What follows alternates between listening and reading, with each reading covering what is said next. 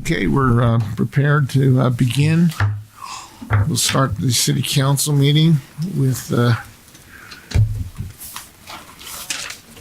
Pledge of Allegiance. I'd like to ask you to silence your cell phones, please. And let me call to order the meeting with the Pledge of Allegiance. Chief Burnett, would you lead us? Repeat with me. I pledge allegiance To the flag of the United States of America and to the republic for which it stands, one nation, under God, indivisible, with liberty and justice for all. Thank you, Chief. Thank you, folks. Okay. First item on our agenda will be the swearing in of new Murray City Police Sergeant Alicia Richmond, Chief Burnett, and Jennifer Kennedy. Thank you. Go ahead, Chief. Alicia, come on up. Introduce Alicia to you. If those of you who don't know her, she's been with us since, 2008? So just a little over 10 years. This is one of two of my favorite times of being the chief. The other time is offering jobs to new people we bring on. The other is to be able to promote somebody within the department. And it's a good thing and a bad thing. It's a good thing because it shows me how much good talent we have in the department. The bad thing is I can't promote them all. This time it was Alicia's turn. We're excited for her. She's done everything we've ever asked her to do and put herself out there.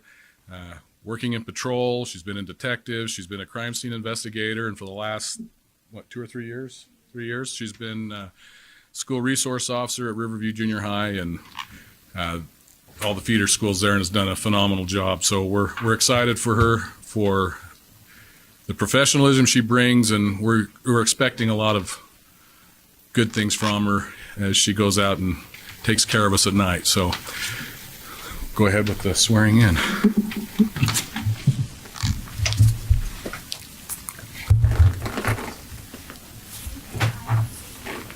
Alicia Richmond. Do solemnly swear to support, obey, and defend the Constitution of the United States and the Constitution of the State of Utah, and perform the duties of my office as a Murray City Police Sergeant with the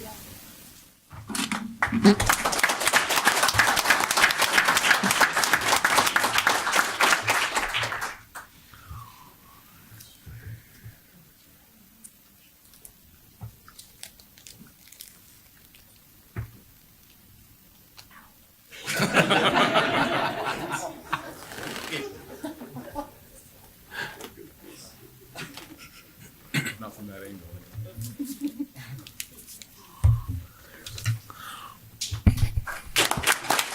Thank you. Alicia, would you like to acknowledge the members of your family and others here? I just want to say thank you to all the officers, command staff that came, my buddies, and my husband Brett. My daddy's here. I call him my daddy still. My dad Brian, my mama Karen, that's his wife, and my mom Suzette, my sister-in-law Becky, my mother-in-law Linda, and my little girl Brooklyn. Quite a turnout. So thank you guys so much for coming and supporting me. Okay, thank you.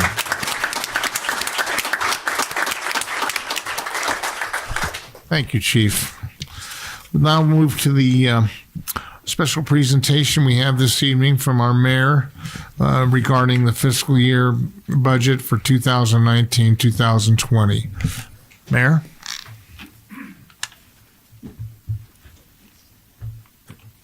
Excuse me, I would stay, but I don't believe in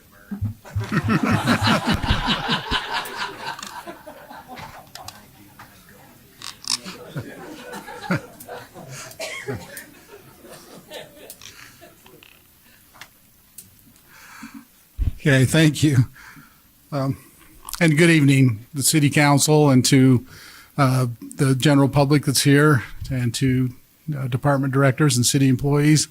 Tonight I will present to the City Council for your consideration a balanced budget for Murray City for fiscal year 2019-2020.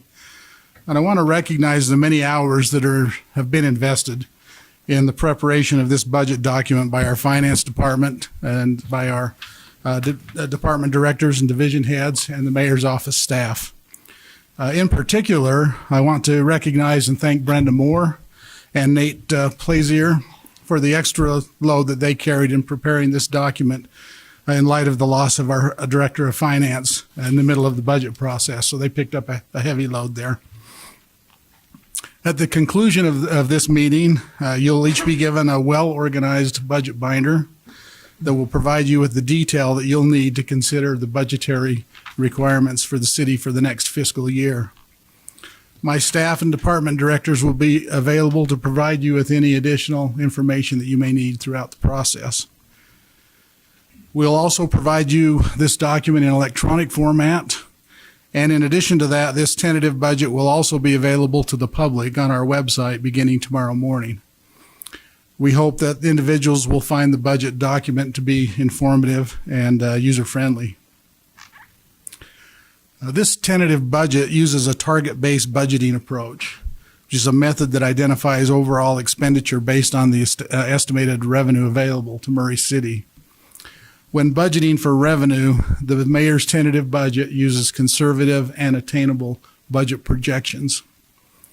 Where possible, all the departments were asked to keep operational budgets at or below last year's level. Line item adjustments came from within each department by reallocation of budget resources, and based on specific needs, some budget increases were necessary. As a service provider, our employees are our greatest resource. Personnel costs are 72% of the general fund budget and 50% of the citywide budget. There are 404 full-time employees in the fiscal year 2020 budget.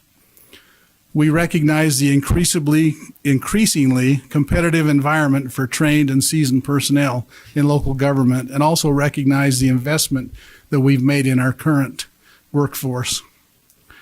During fiscal year 2018, the city conducted a compensation study to ensure that employees were being fairly compensated, both as to value to the city and the current market.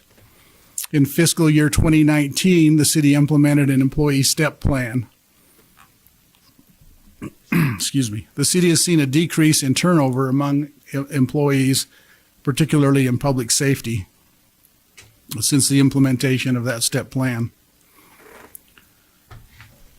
In the determination of a cost of living adjustment, or COLA, for our employees, we found that Zions Bank Wasatch Front Consumer Price Index for December 2018 showed a CPI growth of over 5% from December 2017 to December 2018. This index is specific to the Wasatch Front. The U.S. Department of Labor Western Region Consumer Price Index for January 2019 showed a consumer price index growth of 2.7%. This index includes all Western Region states. Based on this and other information, a 2.7% COLA for all employees, or cost of living adjustment for all employees, is included in this tentative budget. The citywide financial impact is nearly $714,000, or in other words, $264,424 for each 1%. The impact of the general fund only is $508,665, or $188,395 per 1%. Of our 404 employees, 388 are considered eligible for participation in the STEP plan. The mayor, council members, council executive director, chief administrative officer, justice court judge, and all new or vacant positions were excluded. However, at the request of the city council chair, this tentative budget includes a 3% salary increase for the council executive director. Also, per city council direction, the justice court judge's salary was increased by $10,000. Of the 388 eligible employees, 98 employees, or 25%, are eligible for a 5% step increase, and 150 employees, or 39%, are eligible for a 2.5% step increase.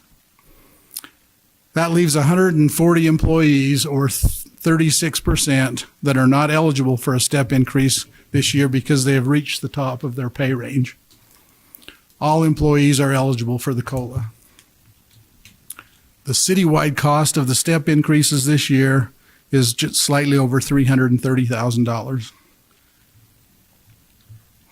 The cost of the general fund is $254,543 of that.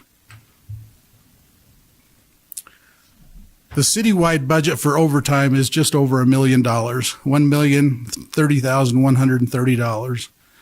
The cost of the general fund is about 70% of that. And of that amount, $538,000, or 78%, is allocated to police and fire for overtime. In addition, specialty pay is provided to both police and fire personnel to compensate for in lieu of holidays pay, training, and shift differential.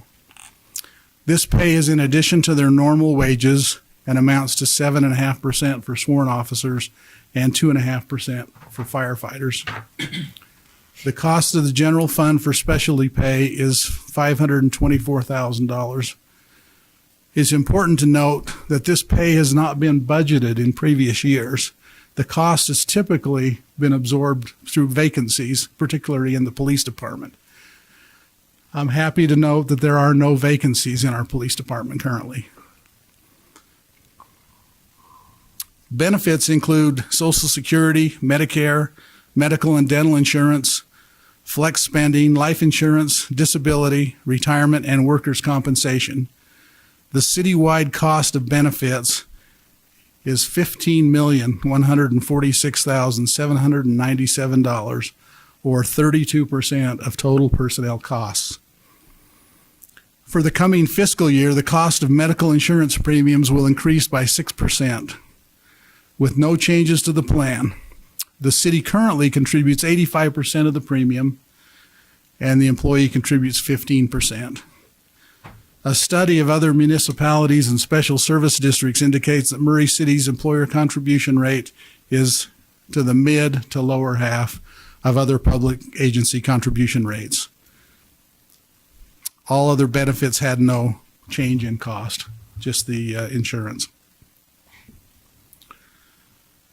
The following 4 new positions have been included in the mayor's tentative budget.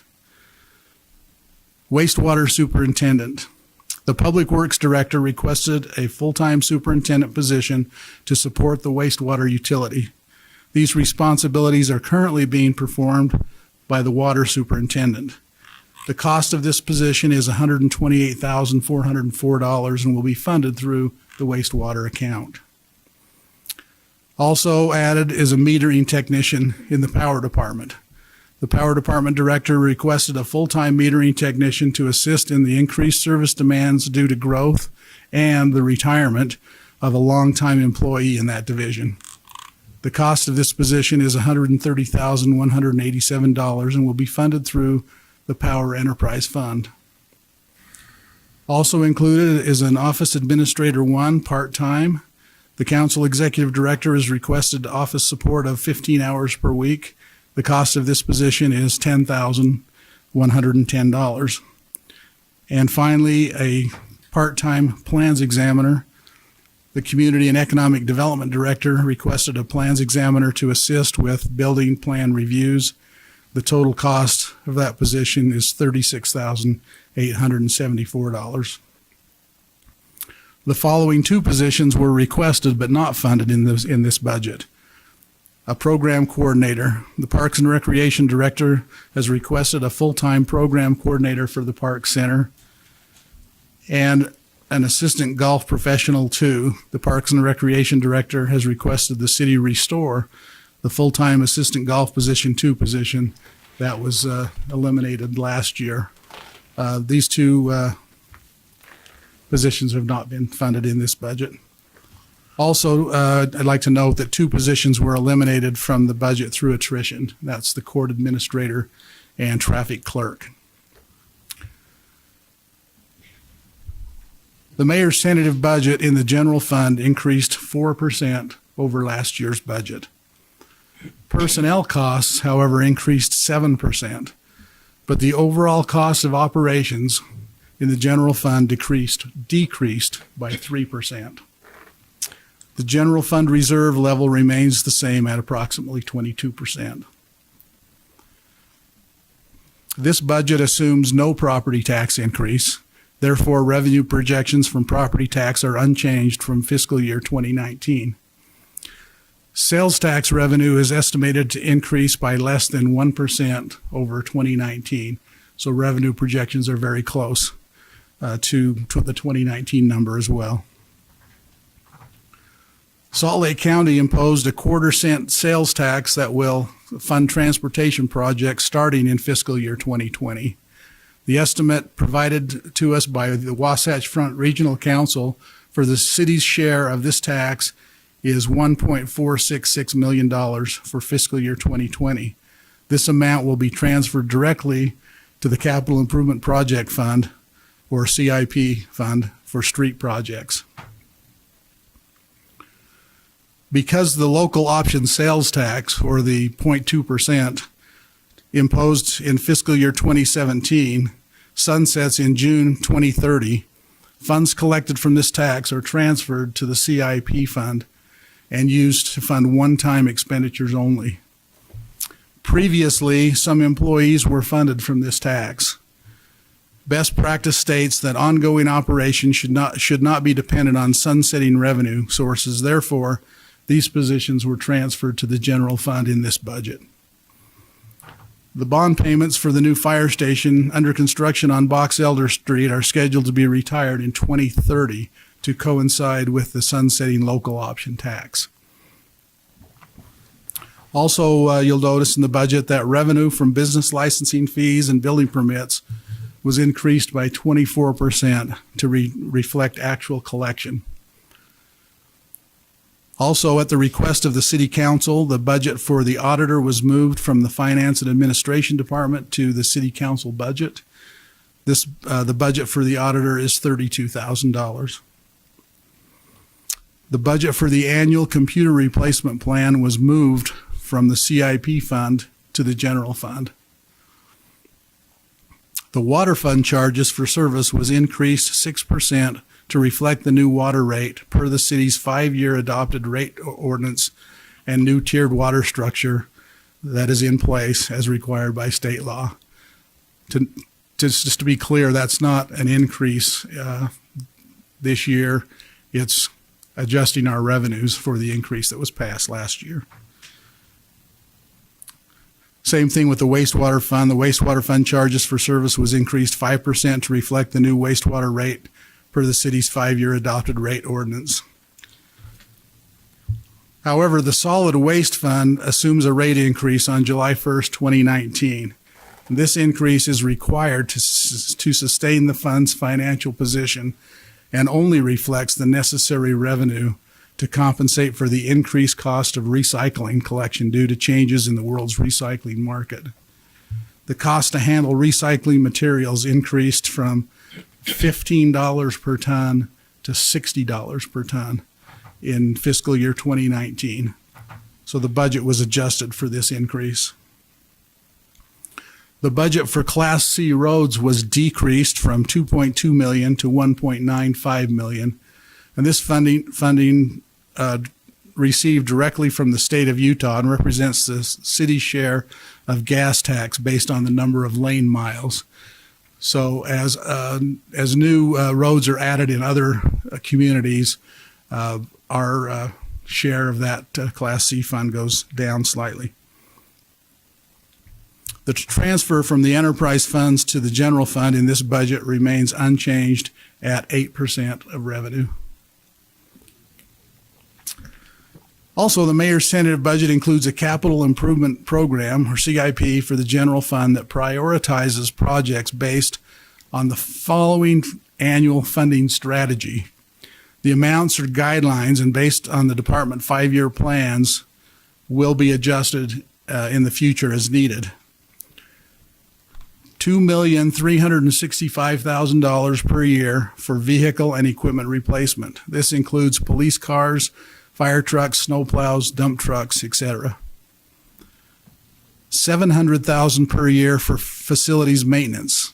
This includes all city-owned facilities, Park Center, Senior Recreation Center, City Hall, Public Services Building, Murray Mansion, Murray Theater, and so on.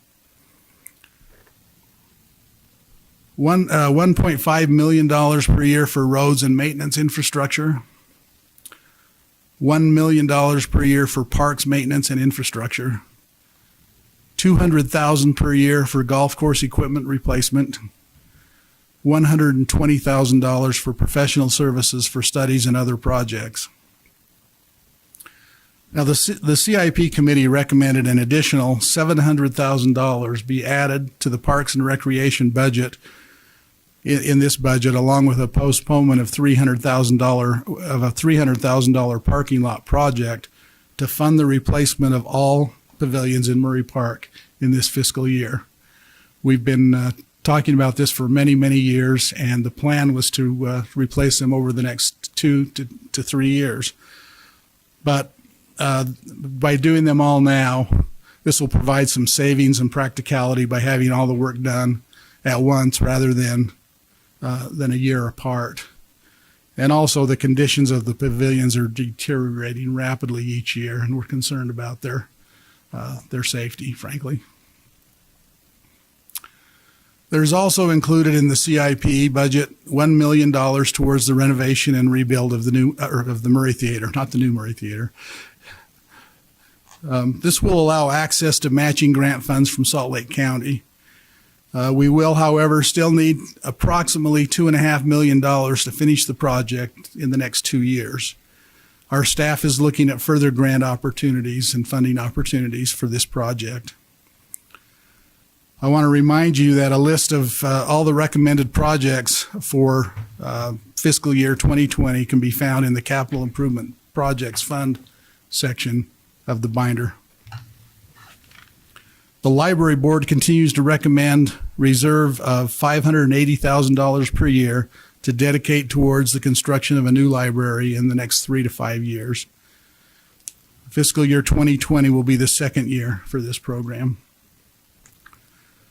The Water Fund has scheduled $4.14 million in capital projects. Of that amount, $272 million will be funded by state-of-the-art.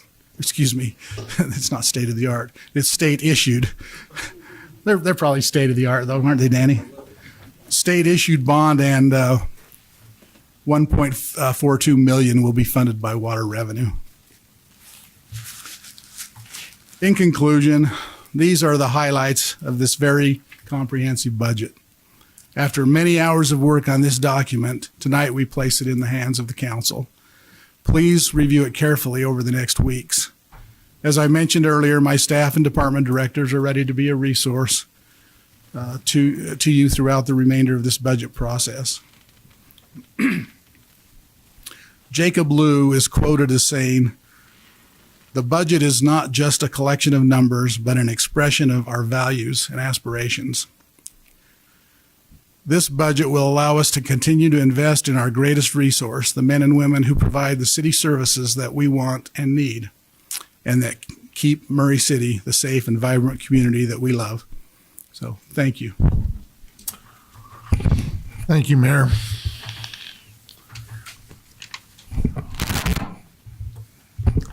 Now we'll take a moment to consider a resolution acknowledging the receipt of the fiscal year 2019-2020 tentative budget from the mayor and referring the mayor's tentative budget for review and consideration to the Budget and Finance Committee of the Murray City Municipal Council. I would entertain a motion to that effect. I'll make that motion that we approve a resolution acknowledging receipt of the fiscal year 2019-2020 tentative budget from the mayor and referring the mayor's tentative budget for review and consideration to the Budget and Finance Committee of the Murray City Municipal Council.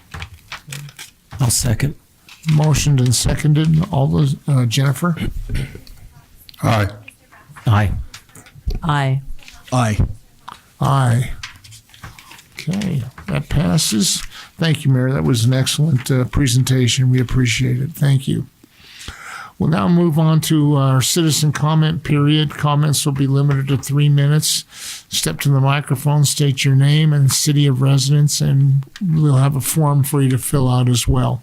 So do we have any citizens here that would like to comment? Okay, seeing none, we'll move on to public hearings. We have staff and sponsor presentations for public comment prior to the council action on the following matter. Number one is consider an ordinance amending section 17.70.040, 17.170.090, 17.173.010, and 17.174.010 of the Murray City Municipal Code relating to sustainable development practices. Doug Hill presenting. Thank you. As Council Chair DePonce just read, there are several changes being proposed to our city ordinances relating to our sustainability requirements. Currently, the city ordinances require LEED Silver certification within the MCCD district for all public buildings. And it also requires encourages anybody who builds within our business park district as well as our professional office district to also use LEED Silver requirements. It's not a requirement, but it's an encouragement. At the mayor and council direction, we have looked at other alternatives that are available out there for sustainability and are recommending with this ordinance change that the city replace the LEED Silver certification requirement with the state of Utah's high performance building standards. The state of Utah has been using these standards for a number of years. They believe them to be competitive, if not better than LEED Silver requirements. And they address most of the sustainability issues that most of us are concerned with, such as energy performance, life cycle cost measurements, water efficiency, material recycling and tracking, indoor environmental quality, such as lighting, air quality, and views, metering, the building envelope commissioning, transportation management, site design, including landscaping, stormwater, light pollution, heat island effect, and education and outreach. So with that, that's what we are recommending tonight, is that you consider these changes, again, replacing the LEED Silver certification requirements with the state of Utah high performance building standard requirement, and be happy to answer any questions. Any questions for Doug? I might add that this was reviewed by the MCCD committee, who gave it also a unanimous approval, as well as the Planning Commission, who also gave it a unanimous approval. Do we have any questions or comments from the public? Okay, seeing none, I'll bring it back to the council. Any questions for Doug? Any comments? I'll just make a comment also that it will save us about $1 million towards building our city hall. So I think that will be very helpful. Great. Thank you, Councilwoman Turner. All right, entertain a motion. I'll make a motion adopting the ordinance amending section 1770.040, 17.170.090, 17.173.010, and 17.174.010 of the Murray City Municipal Code relating to sustainable development practices. I'll second. Motioned and seconded. Jennifer? Aye. Aye. Aye. Aye. Aye. Okay, moving on, we'll come to the business items. We have one to consider, an ordinance renaming Chapter 9.18 and enacting Section 9.18.020 of the Murray City Municipal Code relating to the prohibited discharge of fireworks. Mike Dykeman presenting. Mayor Camp and members of the council, thank you for taking the time to consider a proposal to create a permanent restriction on fireworks in specific hazardous areas in Murray City. Over the past several years, kind of around the month of May, the mayor and council get together and we adopt a resolution to restrict fireworks in hazardous areas of the city. We've done that over probably 5 to 10 years. Time flies. The areas that we've always included or historically included are Wheeler Farm, Murray City Park, and the Jordan River Parkway. In 2018 session of the legislature, they allow cities to permanently ban or put restrictions on fireworks in areas if they meet particular criteria. We feel that these 3 areas do meet that criteria. Just as a quick reminder, fireworks are illegal to be discharged except only during those times of year when allowed by the state and through the state fire marshal's office and fire prevention rules.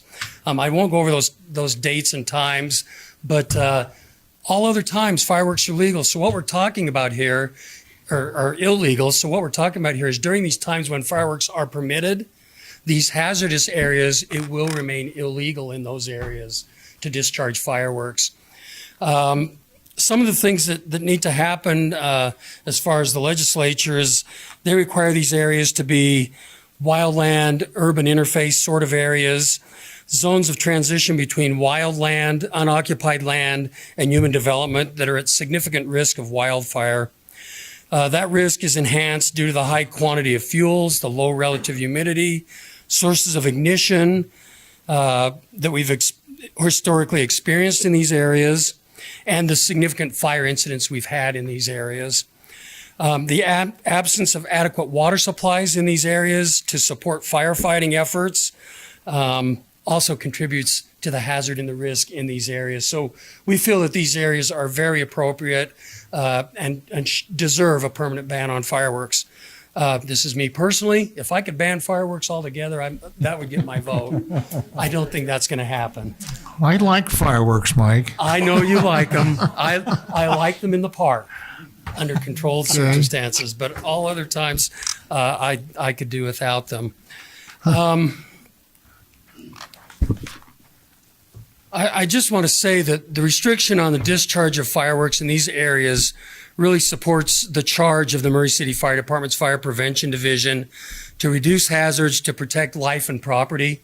The park is a perfect example of that. It's really about life safety in the park. When we get a lot of people in the park over the holidays, it's just not safe, and we want to avoid those problems if we can.